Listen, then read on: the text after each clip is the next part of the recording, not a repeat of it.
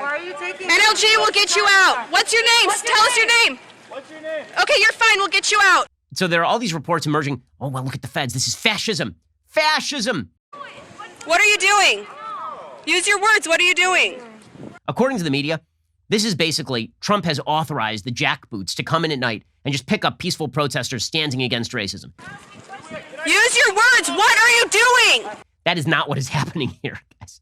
There are these reports happening from Portland where apparently federal forces under the DHS are going around Portland. They are labeled police, right? They're wearing full-on military regalia with police on their military regalia, and they're getting out of unmarked vehicles, and they're arresting looters and rioters and people who are disobeying curfew laws and all of this.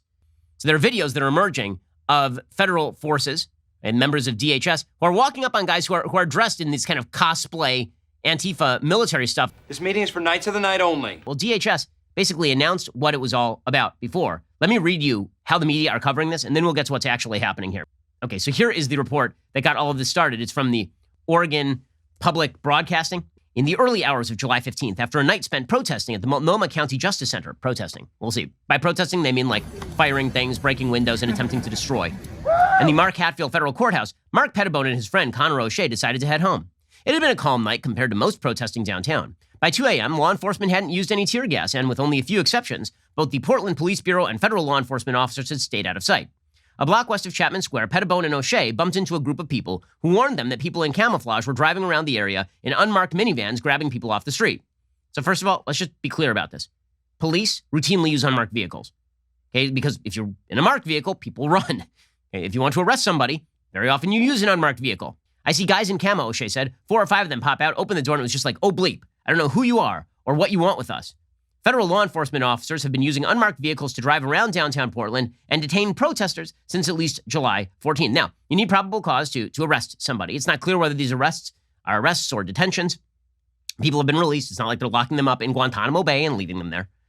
There's probably, if I had to suggest a theory, here's my theory, that the feds have been monitoring a group of Antifa protesters for a long time. They have tape of them, and then they're going out and arresting them when they're violating curfew at night.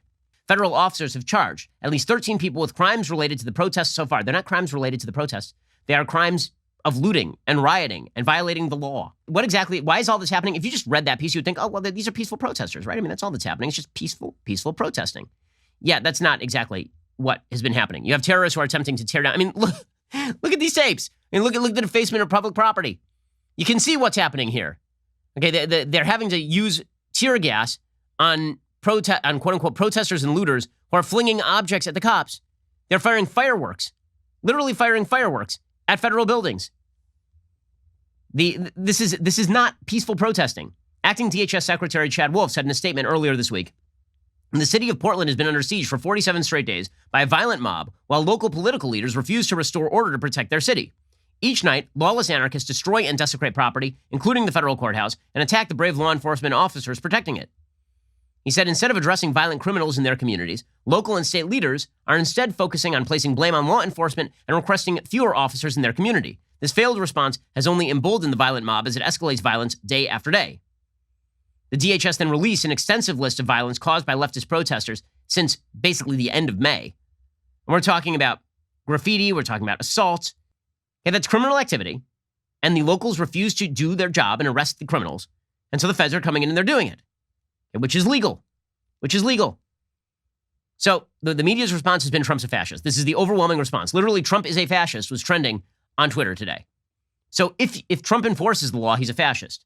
If Trump doesn't take over all aspects of America's lockdown policies, then he is an incompetent.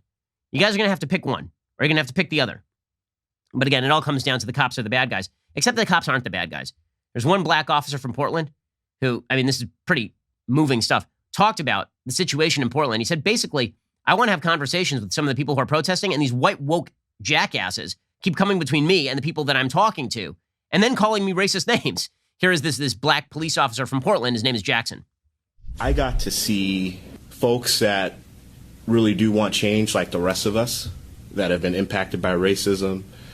And then I got to see those people get faded out by people that have no idea what racism is all about. A lot of times, someone of color, black, Hispanic, Asian, come up to the fence and directly want to talk to me.